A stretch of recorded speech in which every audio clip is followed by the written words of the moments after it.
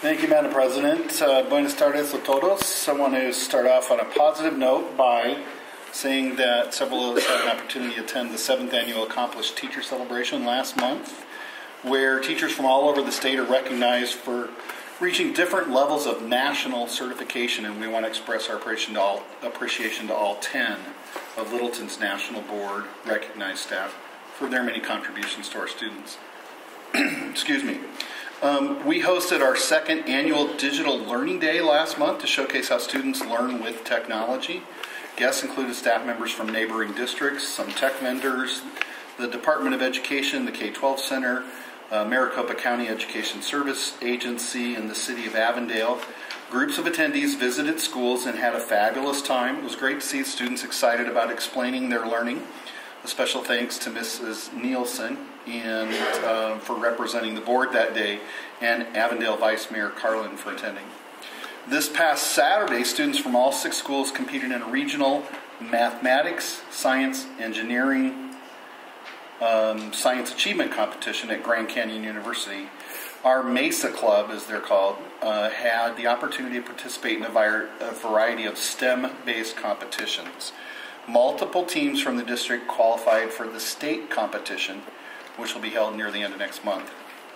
In February, 2 of our district's student chief science officers, Stephanie Simpson and Alicia Casillas, attended an event at the Honeywell hangar to learn about equipment used at Honeywell.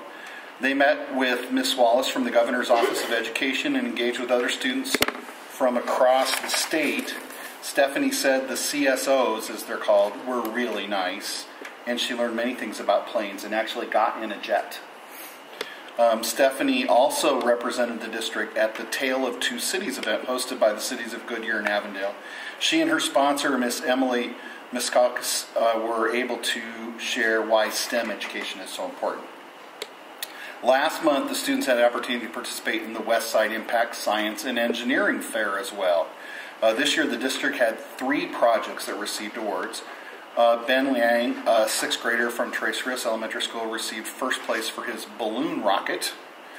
The 8th grade team of Vargas, Scott, Rodriguez, and Norris from Quinton Elementary School received 3rd place for their solar-powered cars entry. And a 6th grade team composed of Catherine Brambilla and Roxana Del Toro from Tres Rios received honorable mention. Congratulations to all of them. Last week, most of the schools in the United States celebrated the joys of reading, and ours was no exception, as Mr. Rader's already mentioned. Collier had Seuss Night, where parents participated and enjoyed in watching children involved in reading across the spectrum of curriculum. The Cat in the Hat also read stories to all the kindergartners, I think all the way up through 6th grade. And then the classes, they had a door decorating contest, which I think happened in most of the schools. They reported that it was Seuss-tastic.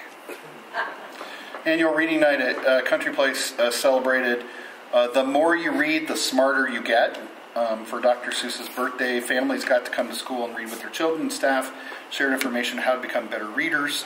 Students received The More You Read, the Smarter You Get bookmarks, thanks to donations from the PTA and Friends of Country Place. Readers are leaders, and a special thanks to Mrs. Horahan and the student leaders of the National Junior Honor Society for helping put that together. Estrella Vista Student Council sponsored the door decorating contest. Littleton also had a door decorating contest and celebrated the Places You Will Go as a destination day, highlighting the 4 Kids at Hope destinations: home and family, education and career, hobbies and recreation, and community and service. The students invited their aces as guests and reflected and wrote about the places they will go in their lives. Tres Rios celebrated Read Across America Week with dress-up days, guest readers, and a Fox in the Socks challenge where Mr. Blanton challenged students to read parts of the book as fast as possible.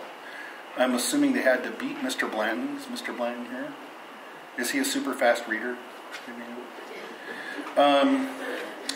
Quentin also had various literacy-based activities and Dr. Seuss Birthday Bash evening with their families.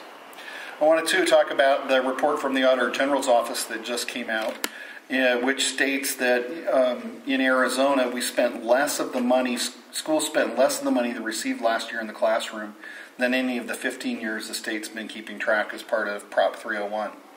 Chuck Essig of the Arizona Association of School Business Officials says that, quote, "It's not surprising classroom spending as a share of all the dollars continues to decline.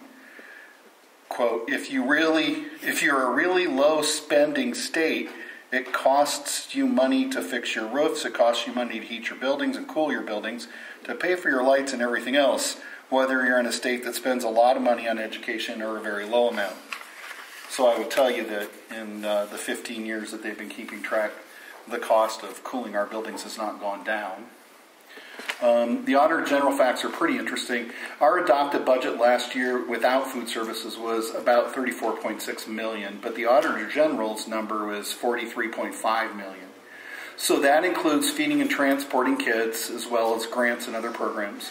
So they say our classroom percentage was above our peer district average at nearly 52%, just slightly above our peers. If we take out food service and transportation, it would jump right to 58%. The point is that the more we do for our families and the more grants we receive that don't go to the classroom, the lower the percentage goes. The classroom spending doesn't have to actually go down for the percentage to go down. Our classroom spending has gone down as a result of the recession, but it's due to funding cuts. Soft capital and kindergarten cuts have reduced our budget by $2 to $3 million last year. Unfunded inflation last year was nearly $1.4 million. The majority of these funds would have gone to our classrooms. Since 2009, we still have maintained 6 comprehensive campuses and the Underdown facility with over 600,000 square feet of building and nearly 100 acres of grounds. As Mr. Essig said, the cost of running these facilities hasn't gone down. The Auditor General's report excludes charter schools, but the Superintendent of Public Instruction's annual report includes classroom spending by charters. These reports show school district classroom spending is almost 3% higher than charter schools, and charter schools spend twice as much in administration as school districts. The legislative session's been tough for public schools again this year. We're waiting to see what the House Education Committee will do with some teacher certification bills. In the past year, we've worked on the rules that would allow additional time needed for teachers to meet all the criteria necessary to begin teaching. But in this session, these bills begin the process to remove the certification criteria altogether, reducing the teaching profession the idea that anyone can teach, no credentials needed. This appears to be part of a broader deregulation approach coming from Governor Ducey in all areas of government, reducing licensing and certifications to increase the number of potential workers. They reportedly believe that certification and licenses do not guarantee success, so the state shouldn't have to bear the expense. I would think that the safety and well-being of our children might be one reason we want to keep track of who's qualified to be a teacher. On a lighter note, our soccer program is coming to a close. The teams are competing for a chance to play in the championship games that will be held this Thursday.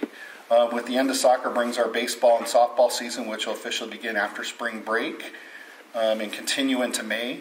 So at this point, the coaches are coming together, preparing for that season, and hopefully the next board meeting, I'll be able to tell you who the champions are. In closing, I'd like to express our appreciation to DonorsChoose.org for teaching resources for Trace Rios and Country Place PTA for funds donated to Country Place 1st and 4th grade field trip. And that's all I have.